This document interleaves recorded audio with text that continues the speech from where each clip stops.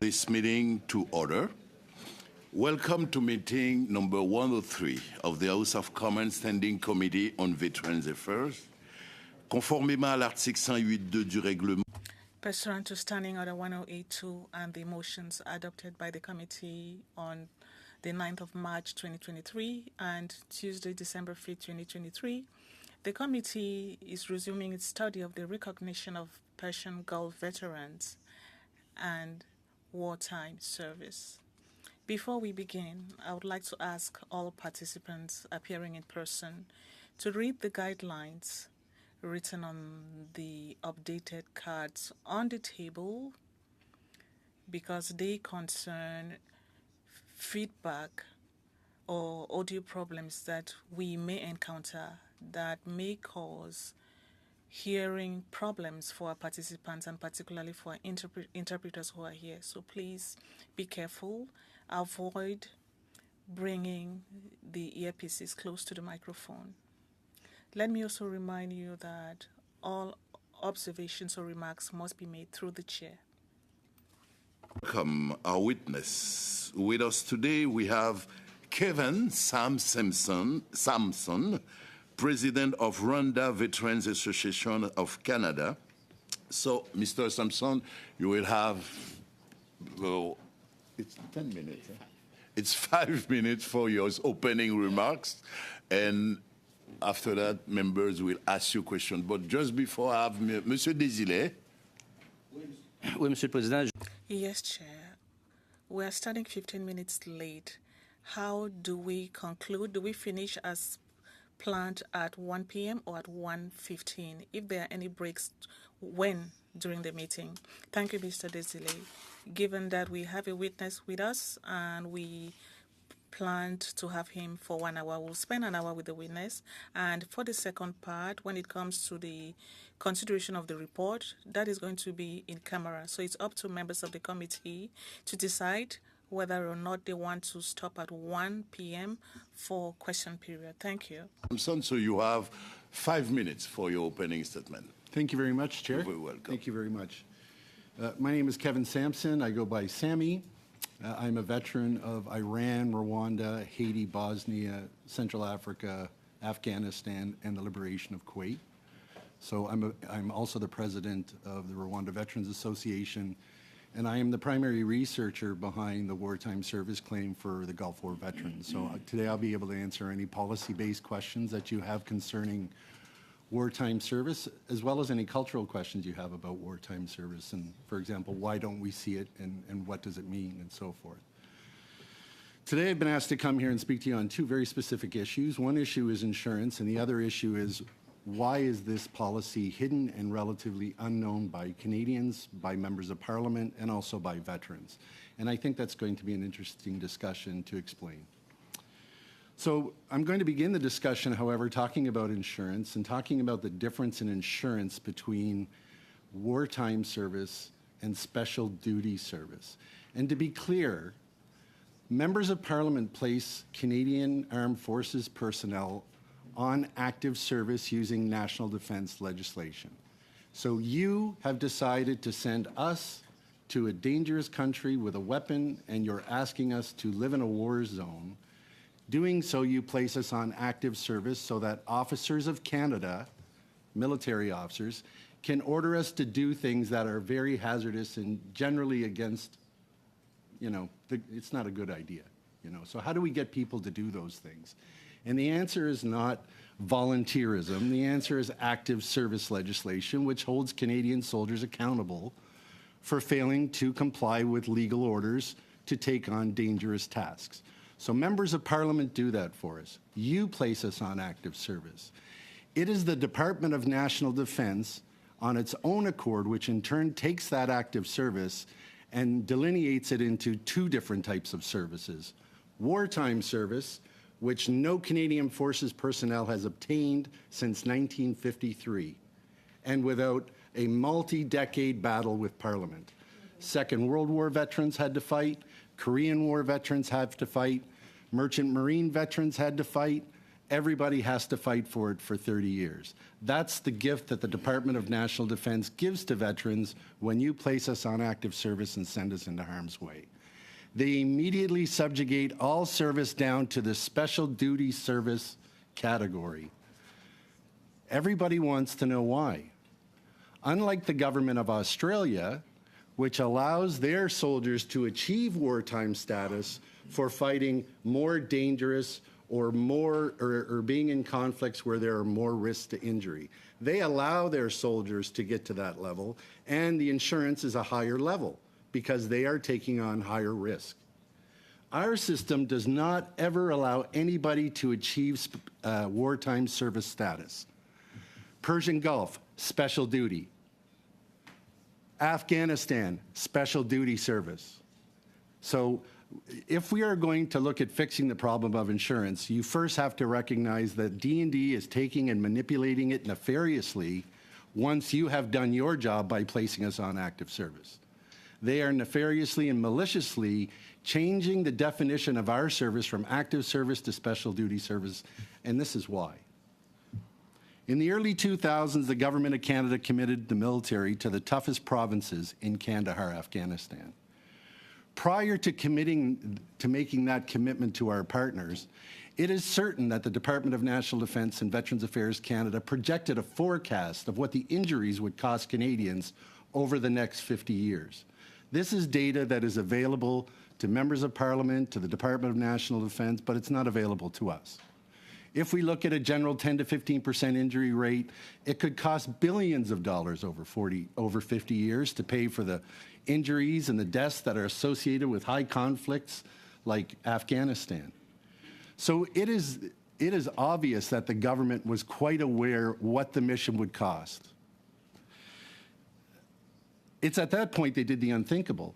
The government slashed our insurance for special duty service to 20%. If we had a labor relationship team that was managing our labor, they would be in here screaming that you have not reduced the legal capacity to order us to do things which may result in our death, but you have in fact reduced our insurance for injuries to 20%. 20% compared to wartime service, 20% compared to our RCMP, who use the same benefit system. You're essentially telling Canadians that a German bullet will pay 100% insurance, a Korean bullet will pay 100% insurance, but if you are unfortunate to be shot by the Taliban, you're only getting 20 cents on the dollar for that injury. And nothing tells Canadian soldiers that you do not value our active service more than reducing our insurance in such a drastic way. The next political party came in power and it was upped to 40%, and that's currently where we sit at 40%. And to close my remarks out, thank you, Mr. Chair, to close my remarks out, there is another country that uses this language in the world. Vladimir Putin makes a big deal out of calling his mission a special military operation. And we've made a lot of jokes about that.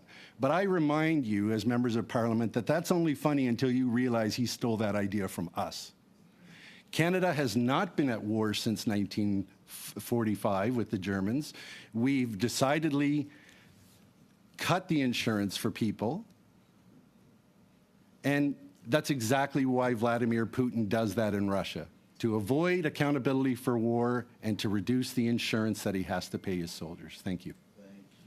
Thank you very much, Mr. Simpson, and thank you for your testimony and also for your service. And now I'd like to give the floor for 6 minutes to Mr. Blake Richards. Thanks for being with us today. Yes, sir. And thank you for your service to our country. In your opening remarks, you had a bit of an opportunity to indicate the difference between active or wartime service and special duty service in terms of what it means when you come home. But I want to make sure it's really clear. What is the difference operationally on the ground when you go to serve? if there's this designation put of special duty service versus wartime or active service, does it change anything about the service that you have on the ground, the operational service on the ground? Thank you very much for that question. That's a great question. And the answer is, legally on the ground, an officer of Canada, once he has soldiers that have been placed on active service, he is allowed to make the most difficult decisions with their lives. And we get asked to do things from time to time, which may be, whether if you're in a combat arms profession, it might be to go take that location away from the Taliban. And some of us are going to die, but you're going. And that legislation forces you to go. And then that legislation on the ground, it doesn't change anything. The fact that we get 20% less or we're on special duty service, the fact that we get 20% insurance and we're on special duty service is not of interest to the Taliban. They don't care that you're getting paid less insurance. They don't care that there's this issue over what is basically a labor issue over how much rights and freedoms does a Canadian soldier have on the ground. And the answer, in those forward, at the tip of the spears that we have, where people are interacting with enemy combatants, which could be Rwandan genocidaires, it could be Iraqi soldiers from the war, it could be the Taliban, it could be ISIS. When you're dealing with those people, the commander on the ground, his orders are expected to be followed, and we are expected to follow them. So there is no discernible difference from a legal perspective on labor. We do the exact same thing. You just pay us less in insurance when we get injured for it. So you still put your life on the line the exact same way. You still risk life and limb. You still do what's asked of you by your country. The difference is what your country does for you when you come home. So that's absolutely right. If you don't come home. Yes, sir. We're very proud to serve Canada. We're very proud to wear the Canadian flag on our shoulders. What happens when we come home is the Canadian people and the Canadian government have basically taken advantage of our most vulnerable members of our society, which are injured veterans. You have taken advantage of the system that we're not allowed to argue about. We're not allowed to argue against our generals and tell them that they're wrong. Right. We don't have that capacity. We are the only employee base within the government of Canada that has no labor relations group that has somebody actually sticking up for them. We have to come here 30 years later and fight for our rights. Right. And so you've got your people like yourself. I see Michael McGlennon, who's been a big part of advocating for this, sitting in the room with us today. Guys like Harold Davis, many others, including even a former prime minister, right, the late Right Honourable Brian Mulroney, who have been advocating for this change to be made. Why do you think it hasn't been done? Money. So when we look at it purely from a numerical perspective, when you're making 40% on the dollar of what your peer makes, in order to get you up to the level that your peer makes, it's a 150% increase in benefits. So essentially we're looking at, because I completely understand, first off, once we resolve the Gulf War, which the government calls a war but is not one, right? Once we resolve the Gulf War, there are other missions, and being a veteran of 7 missions, I'm getting ready up for the next one, and the next one is Rwanda, a mission that the government of Australia has already classified as warlike. Yeah. I mean, is your understanding different than mine? Like, this wouldn't actually be that difficult to do. In my understanding, and you'd correct me if you think I'm wrong, this could simply, the Minister of National Defense could simply make this designation change tomorrow, essentially. Is that? Yes, sir. Yes. So first off, so I think when we look at that, we have to look at the problem, the entire problem. The absence of a mission classification system that makes sense. So I'm going to explain to you very quickly where the problem is. We went to Afghanistan and we fought the Taliban and we named it a war. We went to Mali, we fought ISIS, who is more dangerous than the Taliban, and you called it peacekeeping. So that right there should kind of cause questions. Like, first off, from my perspective, these agencies are nothing more than contracting agencies for foreign affairs to bring their soldiers in.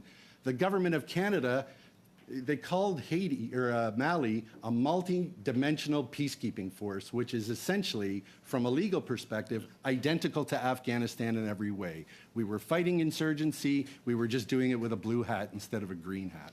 So right at the core, sir, We need a mission classification system that people understand. Right. Even the veterans, because right now veterans don't even understand what kind of missions are being asked to do. And so, I mean, really, what this, and I agree with you. There's no question that that we need to recognize the service for what it actually is. Right? You want to fight a war, it should be recognized as such. And we do need a proper classification system. What's missing here? Just the political will? So once you classify a system, then you have to follow it. Right. When you have to follow the system, then you inevitably start paying more insurance for wartime service. Right. Wartime service. So yeah, like what's preventing it from happening though? Money. Yeah. And well, so I Political will will. very specifically point at the people Yeah. who are stopping it from happening. Yep. And it is the executive level of the Department of National Defense. Okay. Most veterans will sit and think that it's members of parliaments that are shortchanging the veterans. Unfairly, you have been on the hook for the reduction in our insurance rates for the past 20 years. But it's quite clear, especially when we talk about our 2% GDP or our 2% NATO, and Canada says we're paying 2% because we put 1.4% in D&D and 0.6% in veterans. So that's where the money is. So that's, if they want to stay inside that range, they're never going to increase that number. So that's the problem. The fact that our GDP, our commitment to NATO includes our injured veterans, and it'll never go over 2% GDP. Thank you. This was a really good starting place to this step. Thank you. Thank you so much. And now let's go to Mr. Wilson Miao for 6 minutes, please. Please. Well, thank you, Mr. Chair, and thank you to our witness, Sammy, for being here today, and also would like to acknowledge Mike in the room, especially your career and your service for Canada throughout these years. I understand there's a notable difference between the terminology wartime service and special duty service. And currently under the Pension Act and the Veteran Wellbeing Act, what is the impact of the long-term care that our veteran will be receiving? That's a great question. When veterans talk about disability benefits, we are primarily talking about the single and sole benefit that every veteran gets. There is only one.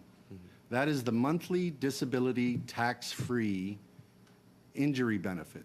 So in the context of wartime service, that's $3,000. That's the maximum amount. It's a $3,000 tax-free amount of money that if you are 100% incapacitated, you will receive $3,000 tax-free.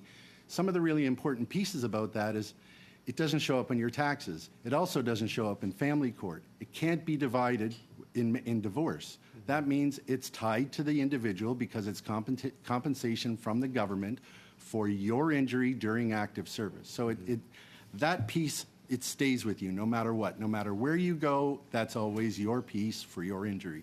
Mm-hmm. In the context of the Veterans Wellbeing Act, they've reduced that number to $1,200. And mathematically, that is at the 40% number, which I've indicated. They originally started at 20%. They were giving $600 a month. They increased it to $1,200, which is 40% compared to the wartime service pension. Mm-hmm. Okay? So right away, we see significant disparity between the two pension systems that the wartime service veterans, and I keep leaving them out, but the RCMP as well, have that system for a reason. Mm-hmm. They chose to keep that system when the government tried to force them onto our system. Mm-hmm. They chose that system because it's a better system. Mm-hmm. So that monthly disability benefit is by far the most contentious piece of data when it comes to veterans. Mm-hmm. Again, a German bullet pays $3,000, mm-hmm. a Taliban bullet pays $1,200. Thank you for sharing that. So, Sammy, you mentioned about some of the members who's getting deployed may not understand whether or not they're deployed under a wartime service or a service, active service or service. Can you share with the committee the experience of the members deployed under the National Defense Act under Section 31 and Section 33? Okay, so there's a bunch of moving parts in your question there. I'm going to write them down. So So the difference between Section 31 and Section 33 is one step back from active service and then eventually wartime service. So I'll bring it all the way back to talk about Section 31 of the National Defense Act, active service, and Section 33 is service. So 95% of a soldier's career, or a Navy person or an air person's career, will be spent on service, going home to their mothers, fathers, families, daughters, kids, playing on sports teams, working 9 to 5. Workplace safety is a factor in service, okay?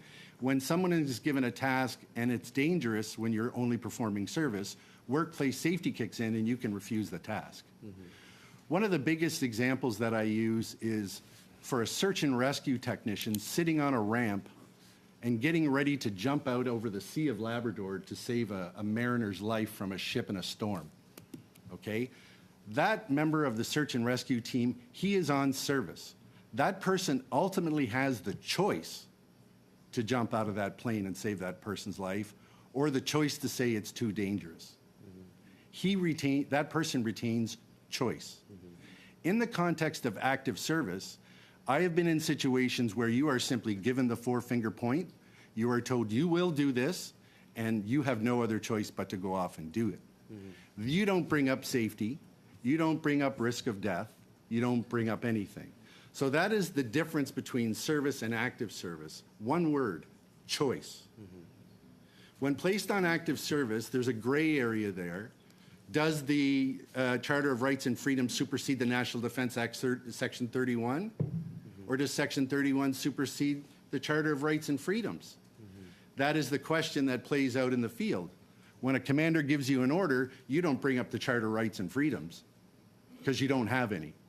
When a commander orders you to do some of the most difficult tasks that you can imagine, you do them. So that's an explanation of service versus active service. The question you asked regarding people don't understand the type of mission that they're on, thank you, sir. That people don't understand the type of mission that they're on. Everybody already understands they're not on wartime service because the government never gives it out without a fight. Clearly, that's why we're here. The problem with not having a mission classification system means that when you're put on special duty service and you're sent somewhere and you're given a name like multidimensional peacekeeping mission, it could be lost on the soldier exactly what it is you're doing.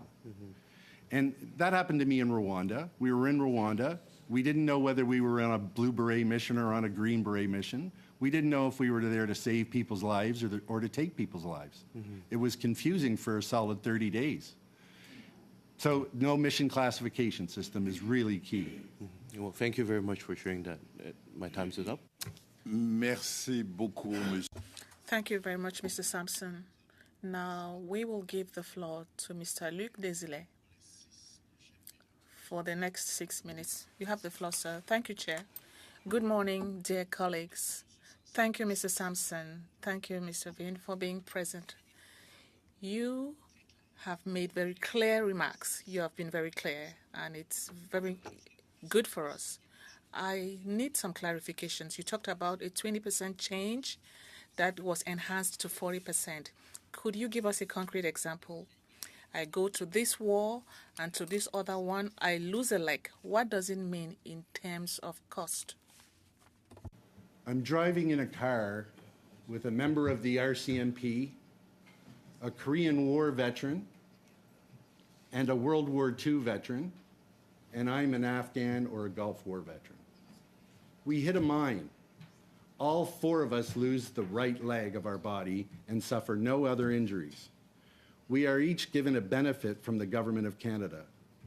All of them will receive 150% more than I'm receiving for the exact same injury because the Government of Canada has chose to put them on wartime service or the Pension Act, and they've decided that I'm only going to be on special duty service, and that, so to understand completely, sir, the government's position would be we're losing money on these three, but we're saving money on the one guy that only has to get 40% insurance.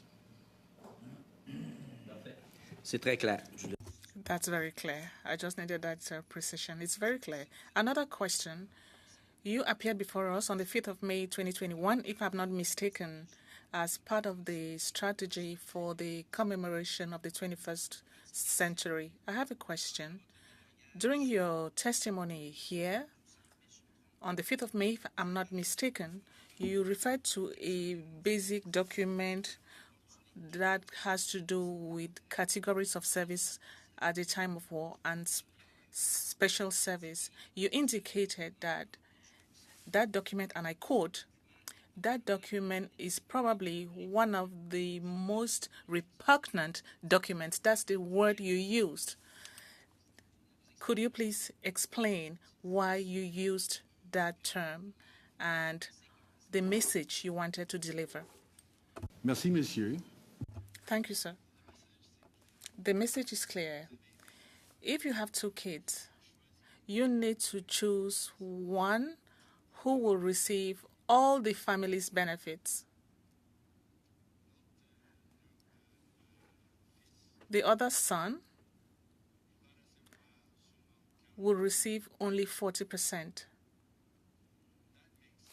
One of the most heinous documents. It's like telling your kids that you are going to put more money into one education and one injury and one benefits, and you're automatically telling the second son or the second daughter, you're never going to go to university, you're never going to go anywhere, you're going to be stuck in low class, you're going to be impoverished, and you're never going to receive more than 40% benefits. So exactly, sir. I will note that Veterans Affairs Canada document 1447, that is the document that you're referring to. It's called the Insurance Principle. At least Veterans Affairs Canada has a document which demonstrates that the government delineates wartime service and special duty service. Department of National Defense has no such document. It's like a unicorn. So, and until we started asking questions of the Department of National Defense how this is chosen, the Department of National Defense suddenly we decide arbitrarily, and we systematically choose special duty service every single time. That's their message. Vous avez ça comme réponse. Nous décidons de façon. You are saying that the decisions on the amount to be given is arbitrary? No, no.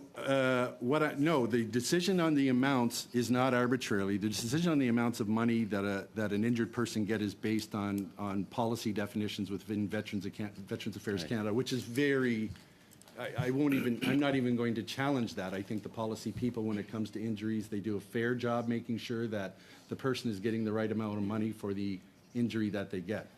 What I'm saying is if we go all the way back to active service, when the government places us on active service, what I'm saying is the Department of National Defense decides for us that we are special duty service, and therefore we will only receive 40% of the insurance benefits that the wartime service veterans get. Il y a aussi d'autres différences, si je ne me trompe pas. There are also other differences between the two systems.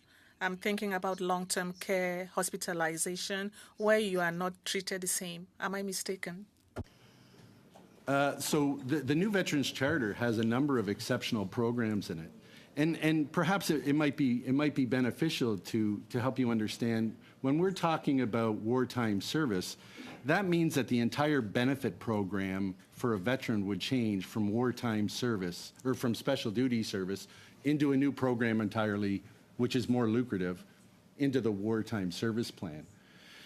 I think that as a result of this study, the committee should understand that veterans are really only interested in that monthly disability benefit. They want to make sure that that is what they get for going to war and for taking on dangerous tasks. And the other real big thing, the other big kind of sticking point for veterans is the death benefit. So when a person dies, the death benefit between the old system and the new system differs. There is no clause to allow your benefits to be carried over by your partner in your family, whereas the wartime service benefit does permit you to do that. So when we die, we leave less for our family. Merci beaucoup. Merci beaucoup. Merci, monsieur. Thank you. Merci beaucoup, Monsieur Des. Thank you very much, Mr. Desilets. Have questions from Ms. Blenny for 6 minutes, please. Well, thank you, Chair, and I want to thank you so much for being here with us, Sammy. I hope it's all right that I call you Sammy, and thank you so much for your service, and thank you for taking the time to really rigorously explain a lot of these things. One of the things I've learned in this role is you think you know a little something, and then you find out how much you don't know, and you just have to work harder. So thank you for helping us understand. Just for my own clarity, a couple of times you've talked about insurance, and then you've talked about pension, and in the terms of the 20 and the 40%. Can you just explain that so that I understand what we're talking about? So I think my perspective on Veterans Affairs is not unique. Yeah. I see Veterans Affairs Canada as an organization within the Government of Canada that primarily deals in commemoration and insurance of veterans' benefits. So when I talk about insurance and I talk about pensions, I'm generally referring to, again, I'm very specifically talking about the monthly tax-free disability benefit, right? And if you want to show a Canadian that their service has equanimity with wartime service veterans, then you pay our injured the same amount. So when I'm talking about insurance and pensions, I'm simply reminding you that the pension we are getting, it's not a pension because we served. This is not a service pension. This is not money that Canadian veterans are getting for being good people. This is because we've lost the leg. I came back from Rwanda with PTSD, multiple intestinal parasites on the topical skin, and these things stuck with me for a decade. You don't get a pension for that. You get injury insurance for that, and that is managed under various pensions. So what happens is veterans commonly refer to pensions, which often mislead people into believing that this is something other than injury insurance. It is, in fact, injury insurance. That was very helpful. Thank you so much. It really helped me understand. So in your beginning intervention, you talked about Australia having a model that's based on risk. And so when we look at what we're hoping to suggest to the government, and I agree, we know, like you said in your presentation, that the Korean veterans fought for this. They had to go through their whole 30 years, and now the Persian Gulf veterans are going through the same thing. And after that, it will be the next set of Afghan veterans. And it seems to me very time-consuming that veterans who served now have to come back and fight this fight just to get something that is respectful to their service. So I'm just wondering, you talked about Australia. Is that a model that we should look at? And how does it assess risk? Because I think what you said is so important, is it can be classified anything, but the risk is really what matters. That's a great question. And that's a great question. That's a question Department of National Defense does not want me to answer. Because there are legal documentation out there which will help us classify missions. And they come from the organizations that we're part of, the United Nations and NATO. So for example, first off, on the question concerning Australia, there is a Commonwealth insurance model which is based primarily on 3 tiers. And I'll use bronze, silver, and gold. And that's exactly what Australia does. Their soldiers who get injured in a war are awarded a gold insurance card. The color is actually gold, and that gives them more benefits. The reason they get that is because they're in a place where there's more disease, more risk of death. They're being asked to do things which will, often result in serious injury or harm, okay? So those are what the UN calls Chapter 7 missions. Are you familiar with those terms? So the UN, so as a rule of law country, Canada will never go into a foreign country with an arm with a weapon unless the United Nations provides a United Nations resolution stating clearly that this is a Chapter 6, this is a Chapter 6 or this is a Chapter 7 mission. Those Chapter 6 and Chapter 7 missions each have legal documents which indicate when we are allowed to shoot people. This legal document is what we use to determine whether it's a peacekeeping mission or a war, right? Peacekeeping missions, they invite you into the country to do peacekeeping. War, they don't invite you into the country, and you're going there to take their property from them. So they each have inherent documentation with them, and those documentations are what the Australian government uses to classify its missions. If you're in if you're in service in your country, and you hurt yourself falling down in your office, you get roughly the same thing that a Canadian would get, or an Australian would get on workplace safety. That's normal. When you get placed on active service and you go to peacekeeping, but you're not really being shot at, but there are some risks, you're getting more money. When you go to war and you're being told that out of the 12 of you, 2 of you will likely die today and 4 of you are going to be injured, we need to take that hill. That's gold level insurance. And that's what Canada calls wartime, special duty, and service. The only difference between our system and the Australian system is we only ever get to the bottom 2 tiers. And the government of Canada always stops us from getting to wartime service, never brings it up, hopes it dies and goes away, and that Mike and I and Harold never come and speak to members of Parliament about it. Well, good news, you're here today. Wonderful. So you talked about the change from 20% to 40%. What year was that? Do you know? So that was the change when the current Liberal government took over. There was a discussion, and this is a lesson in not using proper policy definitions. Veterans had stated they wanted the pension for life. Yeah. They didn't very specifically state that they wanted the monthly tax-free disability benefit from the Pension Act. And what they got was they got a 20%, they got a 100% increase in benefits from 20 to 40%.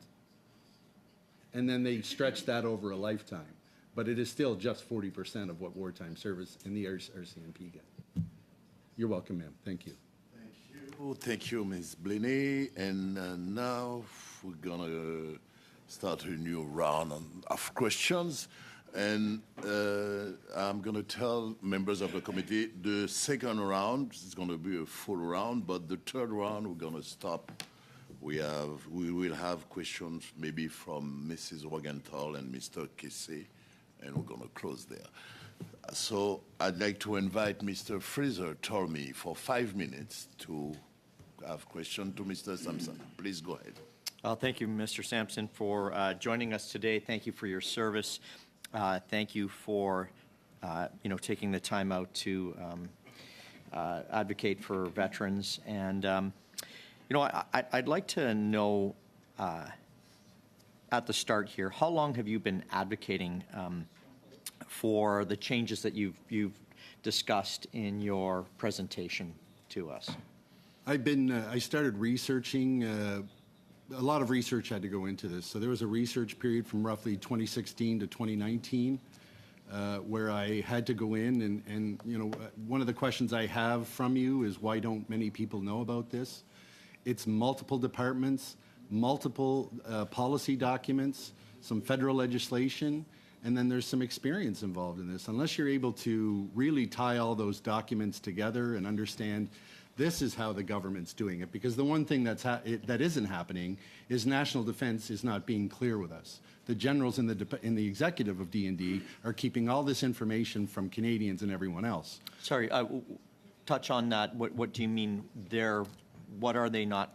What are they So, for withholding? example, when we asked them what wartime service was, they said, well, you place them on active service, and then we use a system to decide whether it's special duty or wartime service. Okay. Where's that policy at? How did we know that there was this subjugation of policy from active service down to special duty service if there's no directives on how that actually gets done? What's the merits and the criteria? Okay, so Mr. Sampson, I'm going to ask this question, and I'm going to preempt it with a little bit of a statement, and I want to get your reaction or your insight to this. So whatever theater of operations you send the military, we, the Canadian government, whether it be a combat mission, a peacekeeping mission, you said a multi-dimensional mission, special duty service, and there's numerous others, the personnel that we send are trained with specific skills.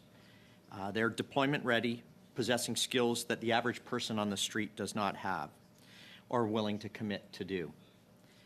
They all wear the uniforms. What you're saying to me is it doesn't matter what theater that they go to or that their benefits should be based on their service, not the theater of operations. Is that what I'm understanding? I think what I'm advocating, so to be clear, what I'm advocating for is when members of Parliament have decided to place us on active service, The Department of National Defense should not then in turn come in and say, well, we're going to reduce this one, we're going to reduce that one. This one is not going to be. Active service is active service. I've been on peacekeeping missions which you consider to be benign and kind of just, not really dangerous, in Rwanda, where I was forced to live with the genocidaires for 2 months on my own with 4 other guys. In the context of war, it wasn't a war. But while I was under active service, Romeo Dallaire could give me whatever command he wanted to, and I was forced to do it. Right, but it doesn't matter where we send Canadian Force personnel, there is the potential for danger. I mean, that's the reason why we're sending military personnel, correct? To be perfect, so I spent 3 years in Italy, so there was no danger to me in Italy. I was working for NATO intelligence. So when we send people out of the country, we can send them out of the country on service, seconded to other organizations, for example, right? Okay. But when we place them, when the Privy Council and the Governor and Council places people on active service, it's a big deal.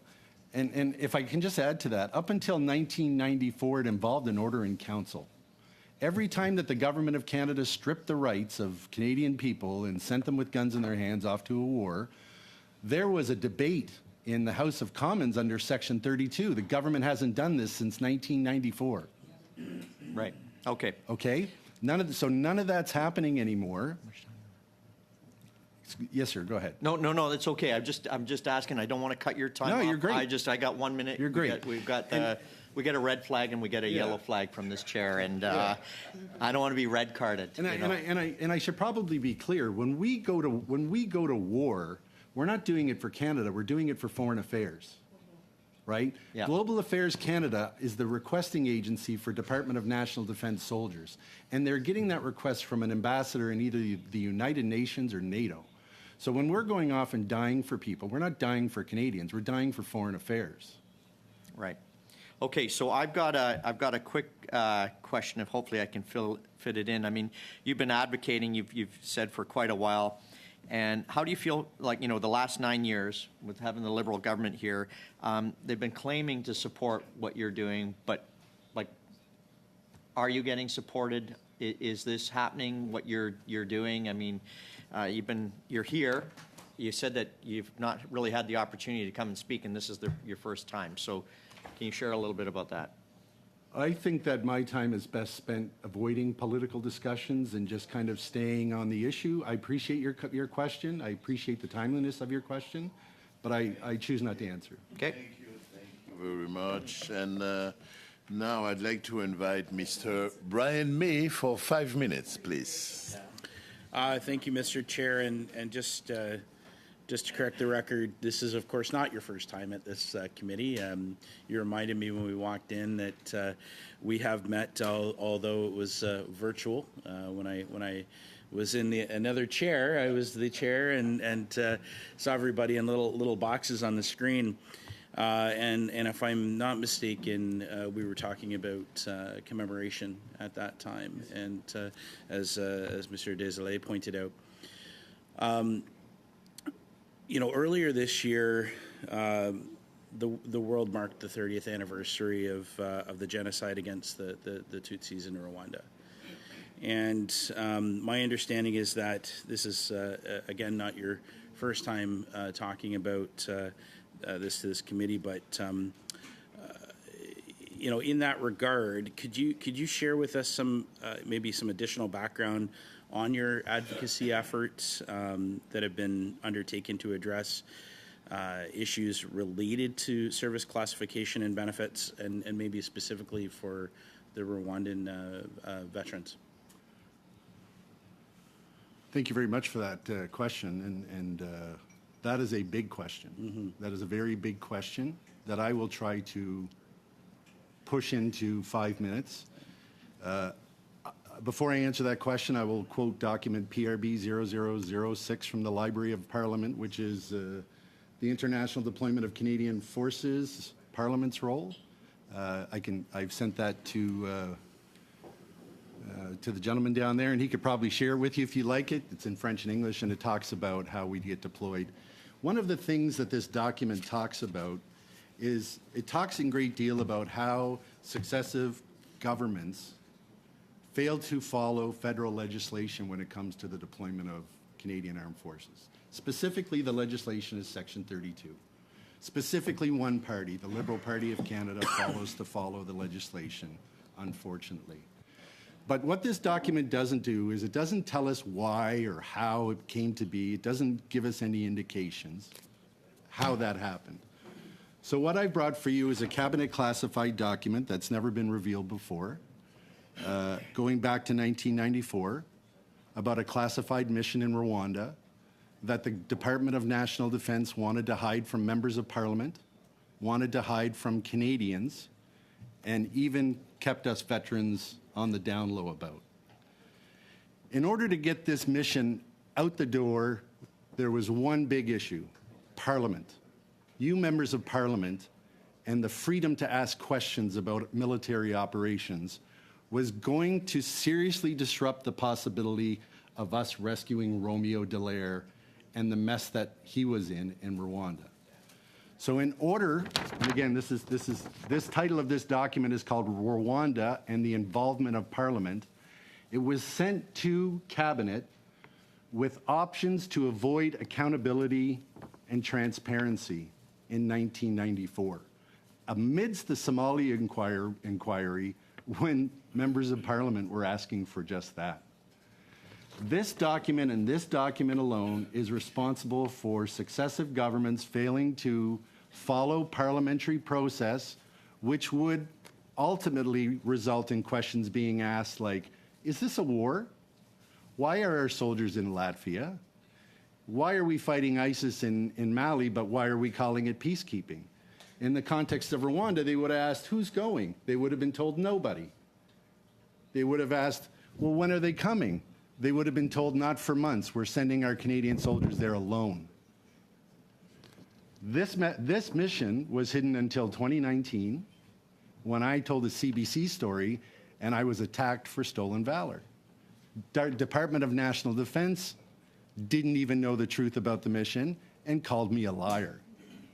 And in fact, what that created was, that made me the most successful conspiracy theorist in the history of Canada, because I floated a mission about a secret mission, I floated a story about a secret mission in Rwanda, and there were 400 people with me to corroborate that. So I ended up proving the historians at D&D wrong and setting the record straight. Now, that doesn't change the fact that Romeo Dallaire, Order of Canada and Senator, disobeyed lawful commands from the Prime Minister of Canada and Cabinet, and then hid the details from Parliament for 30 years. He's still hiding it from Parliament for 30 years. The government has hid 400 Canadian soldiers that went to Rwanda for 30 years. So these things do happen. And in the context of active service, of all the missions that I served on, Rwanda was the craziest mission that you can ever imagine. It was just absolutely insane. It was not peacekeeping.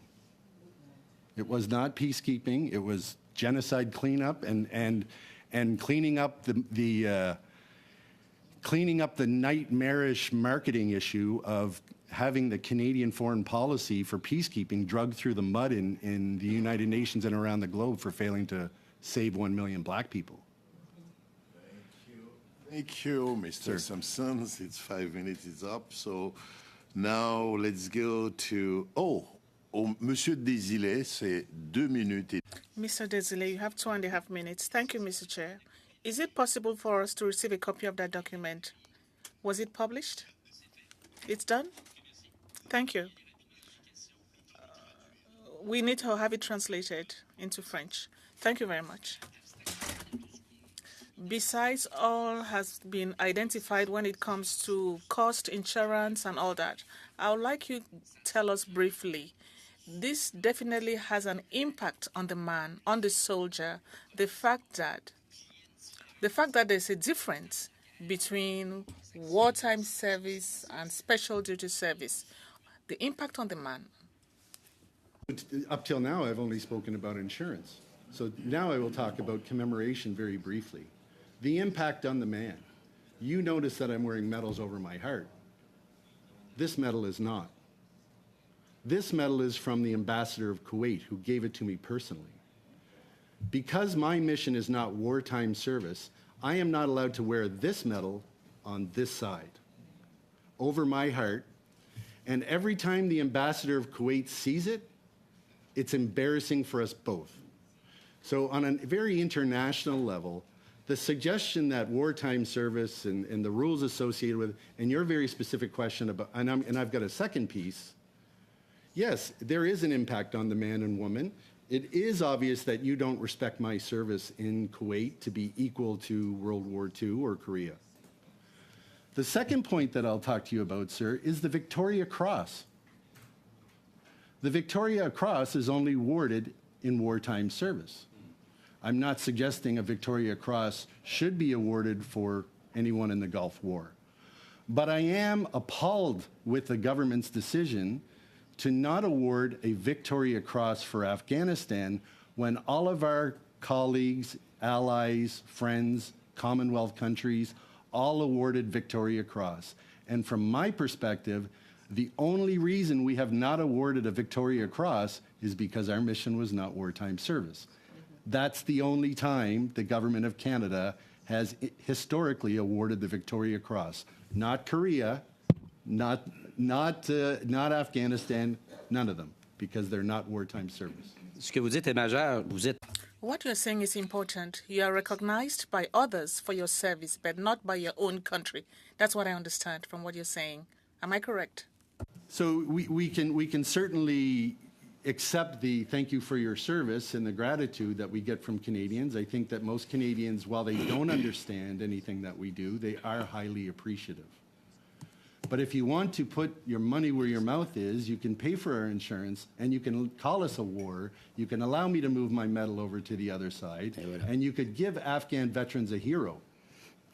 Because Canadian veterans deserve a hero, and the government's unwillingness to make a hero out of Afghanistan veterans and give them the Victoria Cross is a political decision meant to keep heroes out of the media. They don't want a hero coming in and changing opinions. Merci, Monsieur Desilets. And now let's go to Ms. Blaney for 2 minutes and a half, please.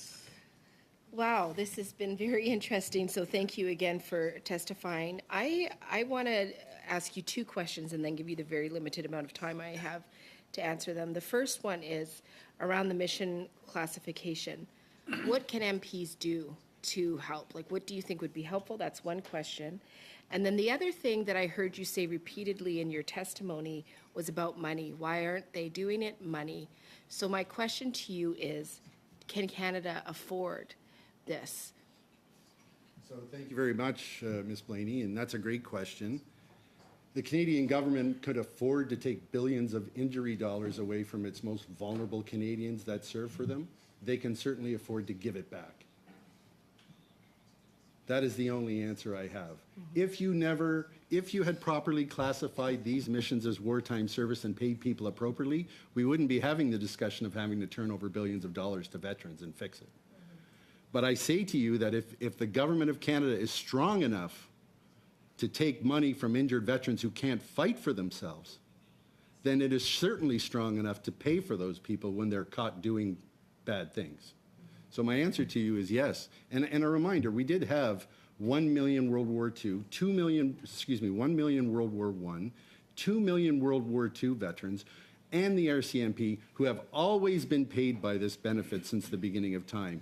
If Canada could afford to pay for them since the 1900s, then there's no reason why 40,000 Afghan veterans and 40,000 Bosnia veterans and 400 Rwanda veterans and so on, who have all been placed on active service and forced by the elected officials of this country to go to a foreign country under active service and put their lives at risk. Come on, like I think that I'm not saying anything that's unfair or unjust. If they've been doing it, they can continue doing it. Their lack of will of wanting to have to pay up, they should have thought of that before they were giving veterans money away to other agencies within Canada. Right? Exactly. And Thank you. for the classification, you know, I really like the model that you gave us from Australia. As MPs, what do you think is the next steps for us to take? So I think there should be some selective outrage here over the fact that we are one of the most bureaucratic nations in the world, and we put a label on everything. We do. We have a process. We sell those processes internationally. They're a big deal. The fact that the government of Canada has yet to put a label on its missions to accurately define for Canadians is a big issue, right?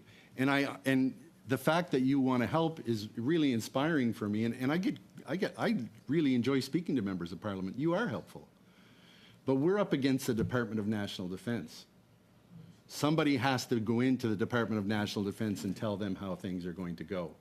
And typically that takes a lot of work from Parliament. That takes bills and laws and so forth.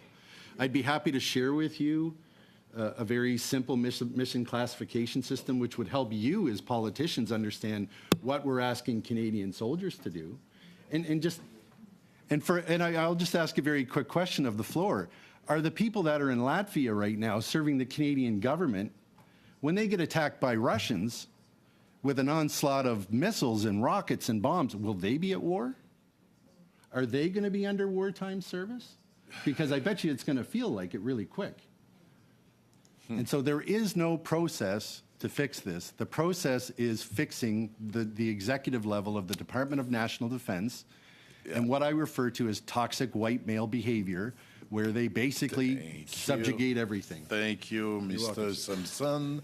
And now let's go to Mrs. Wagenthal. You have 5 minutes for your questions. Well, thank you so much, Chair. And I do thank you, Sammy. We're learning a lot.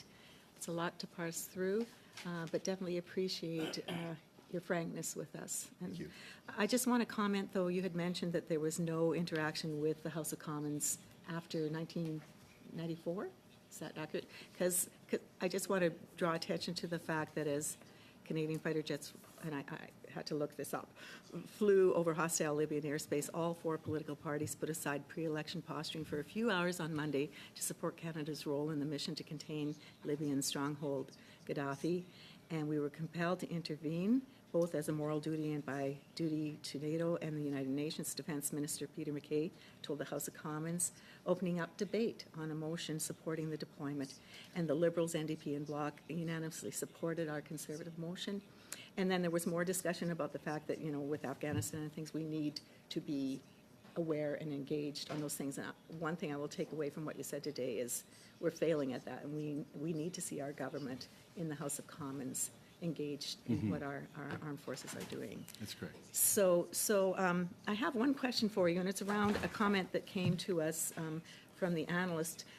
You did petitions, and he indicates here the main argument against the petition with the Persian Gulf making the requests you are, that if the designation wartime service veterans is extended to the Persian Gulf veterans, it should also be extended to all post-Korean War veterans who were deployed under UN resolution or otherwise in a theater of war without Canada's being at war per se, including the 40,000 veterans of the Afghan mission.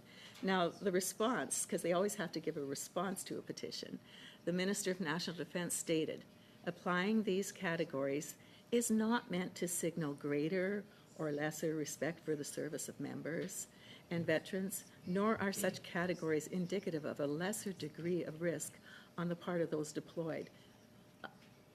When I hear that, they're not telling us why they're doing it. They're just simply saying, no, this isn't, you know, in any way showing any disrespect. And I don't even know where to go with that. So what was it like when you read these responses? And that has to be something that gives you the energy to continue on. So first off, the question about following parliamentary process in Section 32 since 1994, I did make a point in saying that, or I will, if I wasn't clear, I'll make a point now that Library of Document PRB 0006 says a number of things about why you don't know anything about our military operations. In the conclusion, it specifically states members of Parliament are not interested in defense-related issues.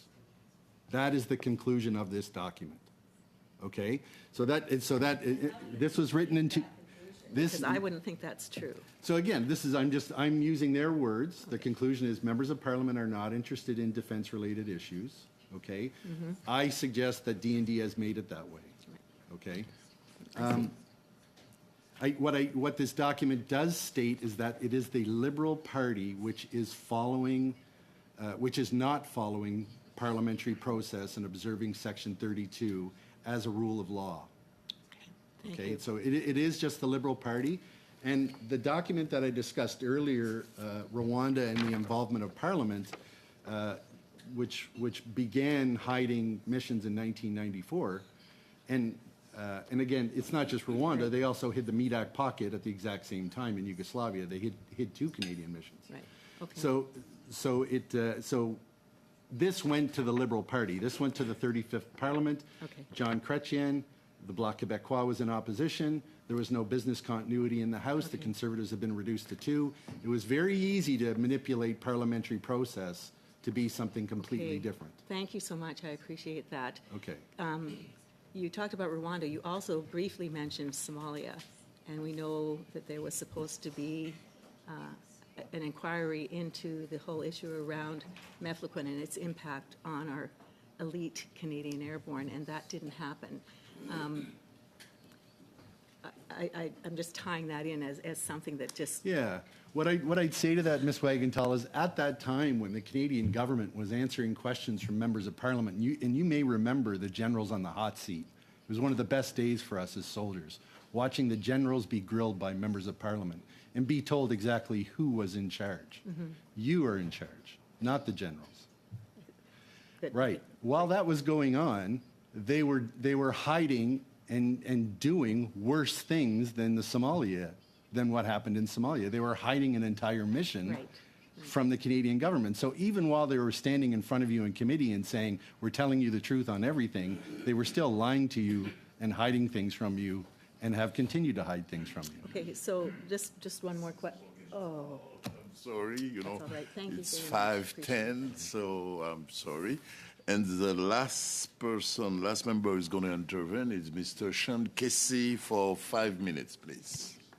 Thank you, Mr. Chair, and thank you, Mr. Sampson, for your service and your very powerful and clear testimony here today. So I've been listening to the exchange over the last hour, and if I can, what the message that I'm getting is that the principal issue is the disparity that the classifications have caused in the monthly disability tax-free $3,000 a month allowance for total incapacity.